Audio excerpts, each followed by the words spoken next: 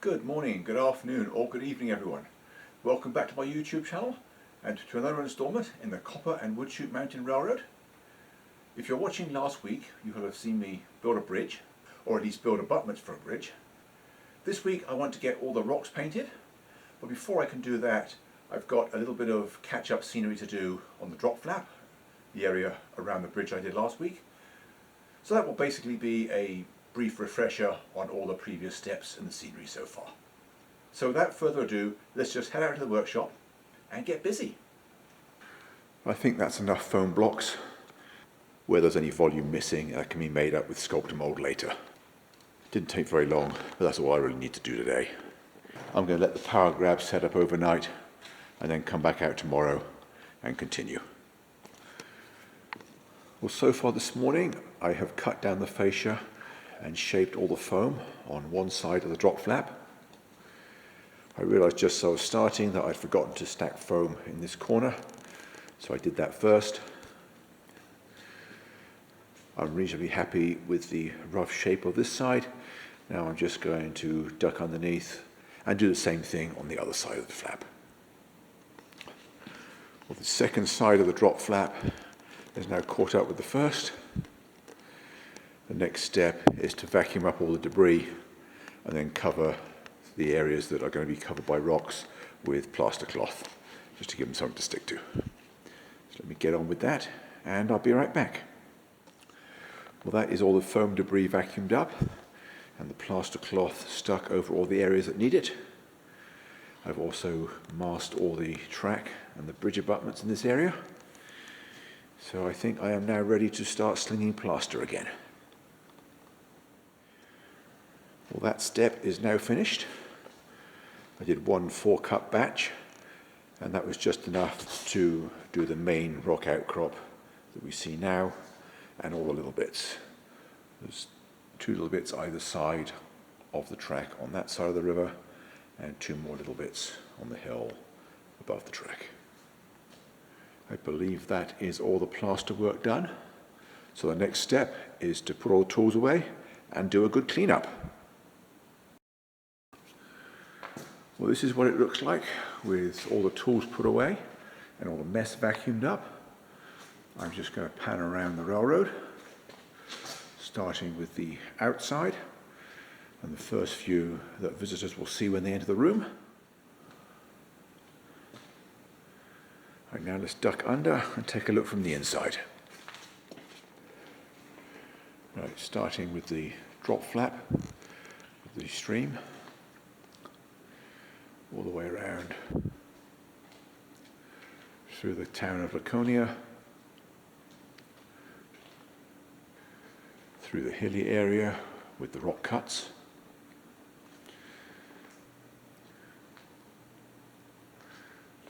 and into the town of Copper Junction.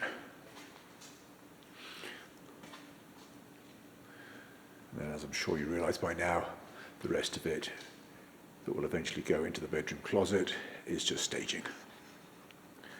And there we are, back to the start again. This morning I got all the rock work done on the drop flap and I had a good clean up of everything. This afternoon I want to get some colour on the rocks. They won't be fully coloured, just the base coats. I start by putting a thin wash of black over everything and then randomly following with a dark brown wash. On this railroad, the client wants the rocks a lot redder than I'm used to doing, so I'm going to put less black and more brown. But as always, the first step is the black. I like to put it in a spray bottle, and the technique here is to go at it with 2 spray bottles, one in each hand. First soaking the area with clean water, then following up with the black wash, and then a final spray of water to distribute it. It's important to make sure that the plaster is soaking wet before the paint wash hits it, otherwise it will soak in immediately and you won't be able to lighten it. Well, that is all the washes completed. For the most part, it's going to look too dark at this stage, and that's to be expected. This is what I often refer to as the ugly stage. It doesn't look like much. A few hours with dry brushing will make a world of difference.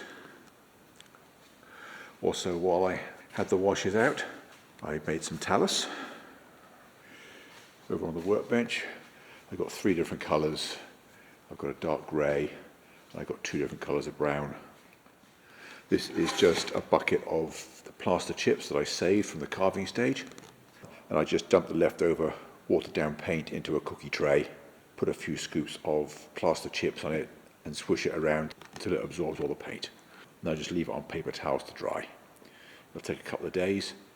Once the moisture is gone from that, I will be able to use it for detailing the scenery, stream beds and talus and things like that.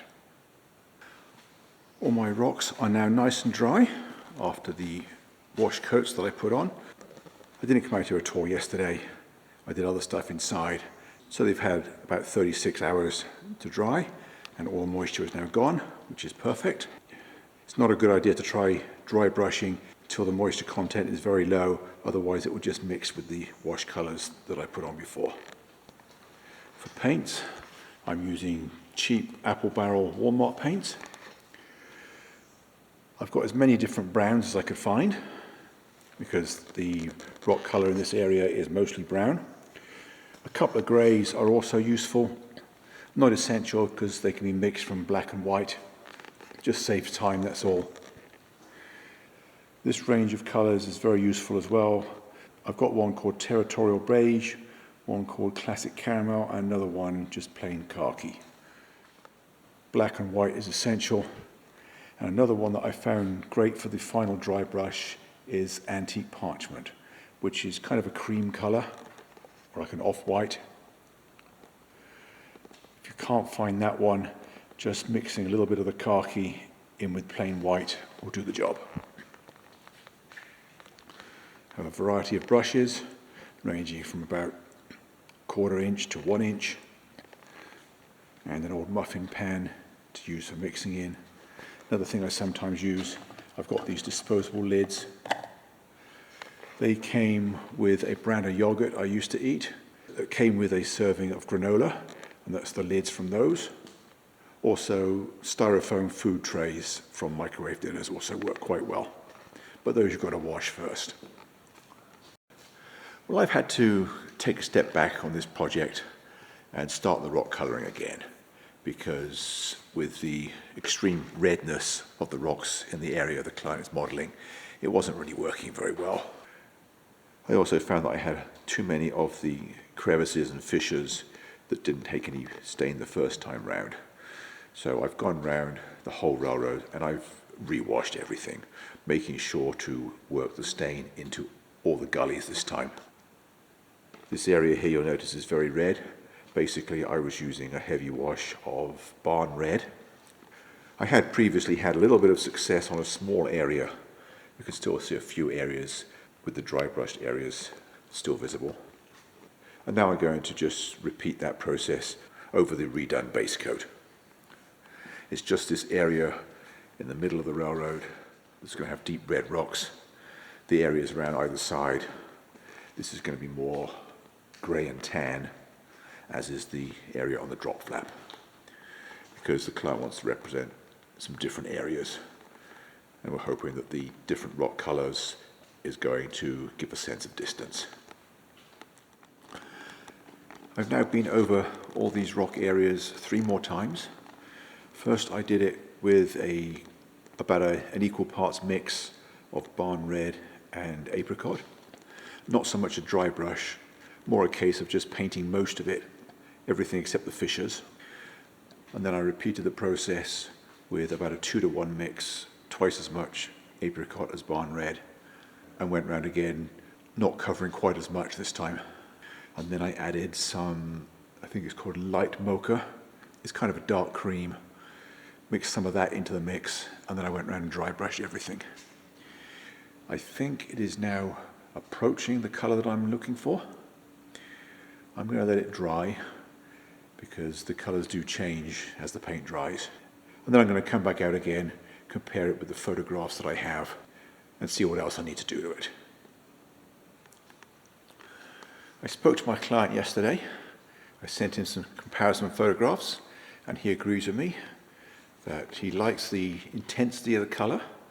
just feels that it's a little bit too orange, needs to be more pink. So I've started this morning with a very light pink dry brush, starting at this end. You can see how far I've got. It's only a subtle change, but I think it makes all the difference. And for the reference, it's approximately equal parts of barn red and parchment, which is kind of an off-white cream colour. Here it is. Antique parchment it's called. Along with the barn red. So that's about the first 15 inches done. I've got to go over the rest of it now. It shouldn't take me very long. And I think that will be the last thing I need to do on this particular set of rocks. Well, I have now got the pink dry brush over everything. I have deliberately made it very light. I didn't want to cover all the orange. There should be still a fair bit of it showing through, but the overall tone is a lot more pink now than it was. And I think that is a very close approximation to the sample photographs that he sent me. I'm going to call that area of rock done and work on to the other town. And the rock in this area is a completely different colour. So I've got to go back to experimenting again. Well, that is all the small rock outcrops done behind the town of Copper Junction. I dry brushed with 5 different colours. Well, I used 5 different colours. I started off with brown oxide, then I used territorial beige, both of those being fairly heavy coats. And then I used a light khaki, followed by granite grey, which is a very light grey. And then finally a very light dry brush of antique parchment. I think that's pretty close to the reference photograph that I had for this area. I'm going to go and compare it one more time before I decide whether to call this done and move on to the next area.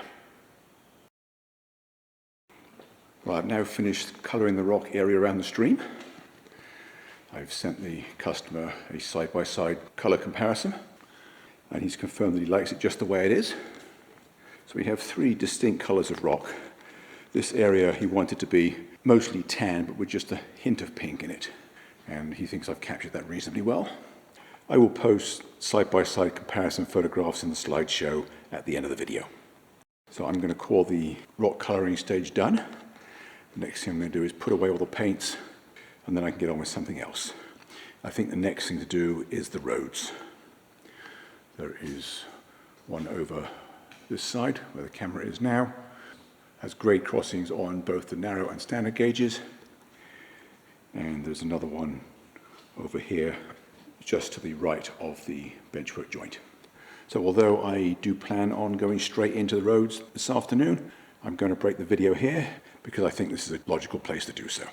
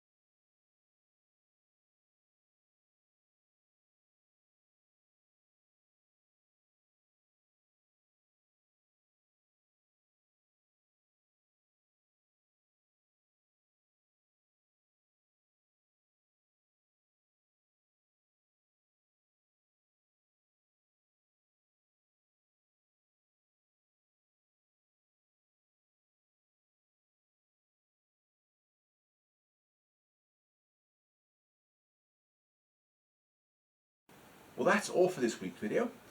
Hope you enjoyed the show, found it useful or interesting or both, and I hope to see you back next week. Not quite sure what I'm going to do. It might be the road installment, it might be another layout design. I haven't decided yet. But whatever it is, I hope to see you back here for that. In the meantime, thanks for watching, and bye for now.